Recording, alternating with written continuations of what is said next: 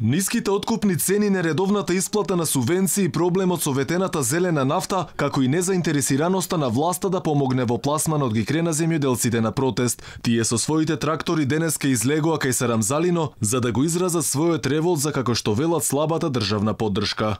Да не се исплатат субвенциите за 2017 година. Значи дел се исплатени, дел не се исплатени, има за останат долг. Да се исплатат штетите од невремето од градот, кој што ги предизвика оваа година. Исто така бараме дополнителна поддршка за пшеницата која немаше цена. И се уште стои во амбарите. Фер распределба на земјишта не само на луѓе блиски до партијата на власт. Да ни се обезбедат пасишта за добиток кои што беа ветени од владата, да се укине прогресивниот данок за земјоделците.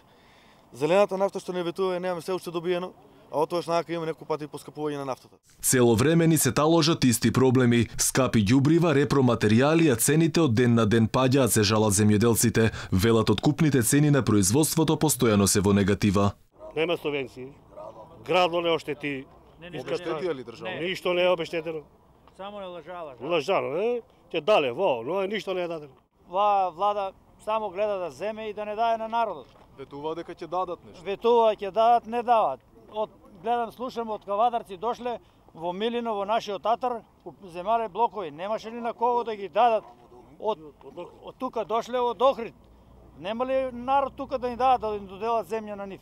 Младите земјоделци велат дека ако државата не им помогне на оние кои се занимаваат со аграр, ќе бидат приморани да си заминат во странство, каде, како што велат, таму им се вреднувал трудот. Се живее да крпеш или се задолжуваш за семенски материјали, земаш семенски материјал, треба да платиш.